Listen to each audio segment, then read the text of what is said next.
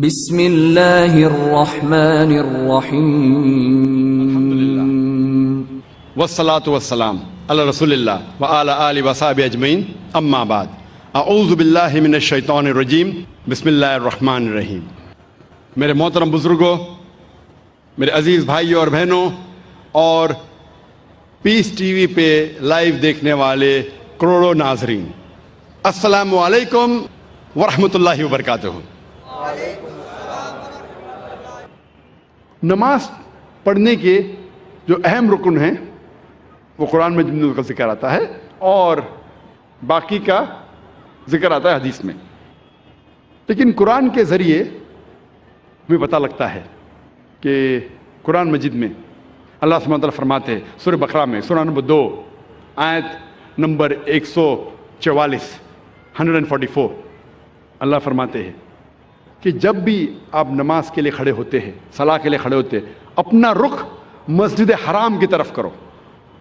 Turn your face toward the sacred mosque. جدھر بھی آپ ہیں اپنا رخ، اپنا چہرہ مسجد حرام کی طرف کرو۔ یہ ہمارے لیے قبلہ ہے، کعبہ ہمارا قبلہ ہے۔ نماز پڑھتے وقت ہمیں رخ کرنا چاہیے مسجد حرام کی طرف، یہ فرض ہے۔ اللہ تعالیٰ فرماتے ہیں سورہ بقرہ میں سورہ نمبر 2 آیت نمبر 238 میں 238 اللہ تعالیٰ فرماتے ہیں کہ جب بھی آپ صلاح کے لیے کھڑے رہو تو stand with a ڈیوٹ frame of mind. آپ جب کھڑے ہوتے ہیں، عربی میں لفظ آتا قانتین، کہ اپنے ڈیوٹ فریم آف مائنڈ کے ساتھ آپ نماز پڑھو۔ اللہ فرماتے ہیں سورہ ہجر میں سورہ نمبر 15 آیت نمبر 87 میں کہ اللہ ہے سینٹ، اللہ نے نازل کیا ہے 7 آیتیں جو ہمیشہ دہرائی جاتی ہے اور قرآن عظیم۔ جب قرآن مجید میں اس کا ذکر آتا ہے 7 آیتیں جو ہمیشہ دہرائی جاتی ہے، اس کا مطلب ہے سورہ فاتحہ۔ سورہ فاتحہ میں 7 آیتیں ہیں، تو قرآن میں اللہ تعالیٰ ذکر کرتے ہیں سورہ فاتحہ کے بارے میں، اور عظیم قرآن۔ سورہ فاتحہ کے علاوہ باقی حصہ جو قرآن کا ہے اسے کہا جاتا ہے قرآن عظیم۔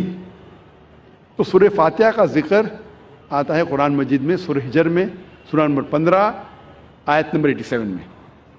اور اللہ تعالیٰ قرآن مجید میں کہتے ہیں کہ صلاح میں آپ کو رکوع کرنا ضروری ہے، اور رکوع لفظ قرآن مجید میں کم سے کم 13 بار آیا ہے۔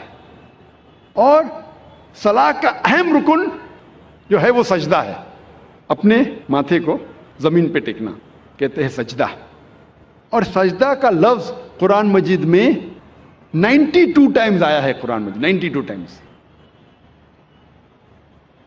اور اللہ تعالیٰ فرماتے ہیں سورہ العمران میں سورہ نمبر 3 آیت نمبر 43 میں، یہاں مریم مقنتی لربی کی وسجدی ورقی ما یا رقین، کہ اے مریم آپ اللہ کی عبادت کرو اور سجدہ کرو اور رکوع کرو ان لوگوں کے ساتھ جو رکوع کر رہے ہیں۔ اور اللہ تعالیٰ فرماتے ہیں سورہ حج میں سورہ نمبر 22 آیت نمبر 77 میں کہ اے مومنو رکوع کرو اور سجدہ کرو اور اچھے کام کرو تاکہ آپ فلاح پاؤ۔ تو کئی بار قرآن مجید میں کہا گیا ہے رکوع کے بارے میں اور سجدے کے بارے میں۔ اور اس کے علاوہ قرآن مجید میں کئی بار کہا گیا اطیعوا اللہ واطیعوا الرسول، اللہ کی اطاعت کرو اور اللہ کے رسول کی اطاعت کرو۔ کئی بار قرآن مجید میں آتا ہے۔ سورہ العمران سورہ نمبر 3 آیت نمبر 32، سورہ العمران سورہ نمبر 3 آیت نمبر 132، سورہ نساء سورہ نمبر 4 آیت نمبر 59، سورہ مائدہ سورہ نمبر 5 آیت نمبر 92، سورہ انفال سورہ نمبر 8 آیت نمبر 1، سورہ انفال سورہ نمبر 8 آیت نمبر 20، سورہ انفال سورہ نمبر 8 آیت نمبر 46، سورہ نور سورہ نمبر 24 آیت نمبر 56، سورہ نور سورہ نمبر 24 آیت نمبر 54، سورہ محمد سورہ نمبر 47 آیت نمبر 33، سورہ مجادلہ سورہ نمبر 58 آیت نمبر 13، سورہ تغابن سورہ نمبر 64 آیت نمبر 12۔ کم از کم قرآن مجید میں 12 جگہ کہا گیا ہے اطیعوا اللہ واطیعوا الرسول، اللہ کی اطاعت کرو، اللہ کے رسول کی اطاعت کرو۔ اس کا مطلب اللہ کے علاوہ جو بھی اللہ کے رسول فرماتے ہیں، حکم کرتے ہیں، ہمارے لیے فرض ہے کہ اسے ہم مانیں۔ تو صلاح کی باقی رکن، باقی چھوٹی چیزیں کس طریقے سے پڑھی جاتی ہے وہ ذکر آتا ہے حدیث میں۔ جب اللہ کے رسول کی صحیح حدیث پڑھیں گے تو باقی چیز ہمیں ملتی ہے۔ اور اللہ کے رسول فرماتے ہیں صحیح بخاری میں جلد نمبر 1 کتاب الآذان چیپٹر نمبر 18 حدیث نمبر 604 میں، پرے ایز یو سی می پرے، نماز پڑھو جس طریقے سے آپ مجھے پڑھتے ہوئے دیکھ رہے ہیں۔ اور یہ حدیث دہرائی گئی ہے کئی جگہ، یہ دہرائی گئی ہے صحیح بخاری میں جلد نمبر 9 میں حدیث نمبر 352 352، جہاں اللہ کے رسول فرماتے کہ نماز پڑھو اس طریقے سے جس طریقے سے آپ مجھے پڑھتے ہوئے دیکھ رہے ہیں۔ تو باقی چیز نماز کے بارے میں ہمیں ملتی ہے اللہ کے رسول کی صحیح حدیثوں میں۔ اللہ فرماتے ہیں سورہ داریات میں سورہ نمبر 51 چیپٹر 51 ورس نمبر 56 ورس 56، وما خلقت الجن والانس الا لیعبدون۔ اللہ سبحانہ و تعالیٰ نے جن اور انسان کو اسی لیے بنایا ہے تاکہ وہ اللہ کی عبادت کرے۔ اللہ نے جن اور انسان کو صرف اور صرف اسی لیے بنایا تاکہ وہ اللہ کی عبادت کرے۔ یہ لفظ عبادت آتا ہے عربی لفظ عبد سے، جس کے معنی ہے بندہ، بندگی، اور سارے انسان اللہ کے بندے ہیں۔ ہمیں فرض ہے کہ ہم ہمارے خالق، ہمارے رب اللہ سبحانہ و تعالیٰ کی عبادت کریں۔ کئی مسلمانوں کو غلط فہمی ہے کہ صلاح ہی صرف اللہ کی عبادت ہے۔ صلاح اللہ کی ایک اہم عبادت ہے، سب سے بہترین، لیکن صرف صلاح عبادت نہیں۔ عبادت کے معنی عبد، بندگی، اللہ کا کہنا ماننا۔ جب ہم اللہ کا حکم مانتے ہیں تو ہم اللہ کی عبادت کر رہے ہیں۔ اللہ جس چیز سے ہمیں روکتا ہے ہم اس سے پرہیز کرتے ہیں، ہم اللہ کی عبادت کر رہے ہیں۔ لیکن سب سے بہترین عبادت ہے صلاح۔ اور جو انسان صلاح نہیں پڑھتا ہے، صلاح نہیں پڑھنے کے کئی نقصانات ہیں۔ جو انسان صلاح نہیں پڑھتا اس کا ایمان کمزور ہوتا ہے، ہو سکتا ہے کہ وہ اپنا ایمان بھی گوائے۔ انسان سوچنے لگتا ہے کہ میرے پاس پیسہ ہے، میرے پاس دولت ہے، عیش ہے، آرام ہے، اللہ سے دور جاتا ہے۔ صلاح نہیں پڑھتا ہے اور دور جاتا ہے۔ صلاح نہیں پڑھنے سے آپ کی زندگی میں ڈسپلن نہیں آتا ہے۔ ہو سکتا ہے کوئی شخص مجھ سے پوچھے گا، میں کئی لوگ کو جانتا ہوں جو صلاح نہیں پڑھتے لیکن ایک دم پابند ہے، اپوائنٹمنٹ کے پابند ہے، ڈسپلن ہے۔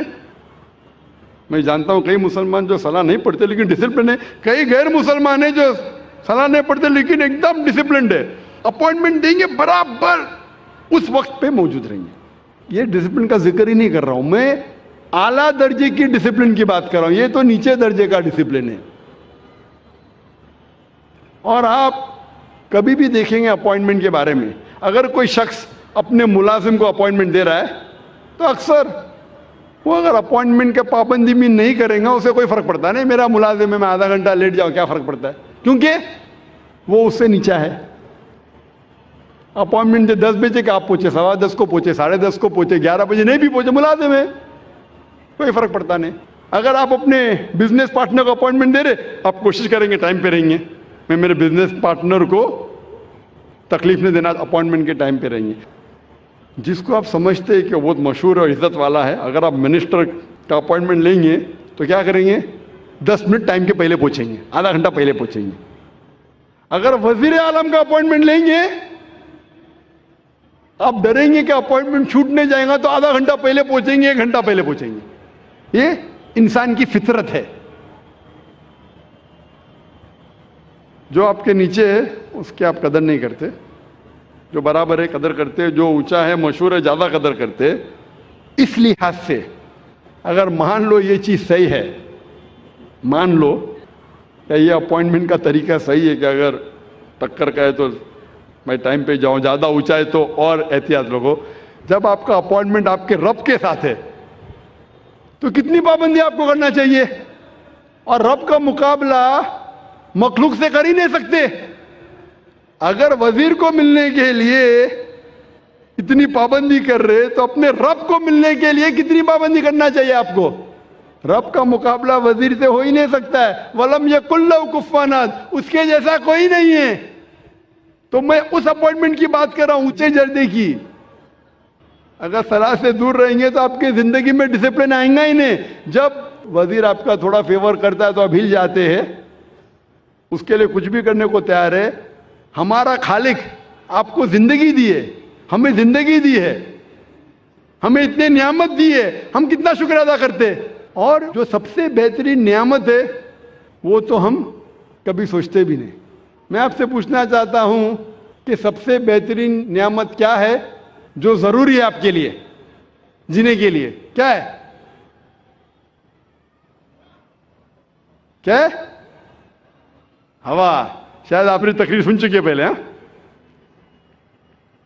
میں پوچھنا چاہتا ہوں کتنے لوگ ہمارے خالق کا شکریہ ادا کرتے کہ ہوا جو ہمیں چند منٹوں کے لیے نہیں ملیں گی تو مر جائیں گے.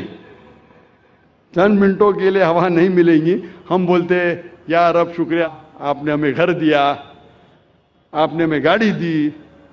کتنے لوگ شکریہ ادا کرتے پانی کے لیے, کتنے لوگ شکریہ ادا کرتے ہوا کے لیے. یہ جینے کے لیے ضروری ہے. جب میں نے میرے بچوں سے کمپٹیشن لگائی کہ سب سے زیادہ آپ کیا شکر ادا کریں گے اللہ کا, تو ایک سے بڑھ کر ایک جواب تھا. میری چھوٹی بیٹی رشدہ نے کہا سب سے بہترین میں شکریہ ادا کروں گی اللہ نے ہمیں ایمان دیا. ماشاءاللہ, یہ ہوا سے بھی بہتر ہے. ایمان جو اللہ نے ہمیں دیا ہے وہ ہوا سے بھی بہتر ہے. لیکن جینے کے لیے ضروری ہے ہوا. تو وہ خالق جو ہمیں اتنے نعمت برسا رہا ہے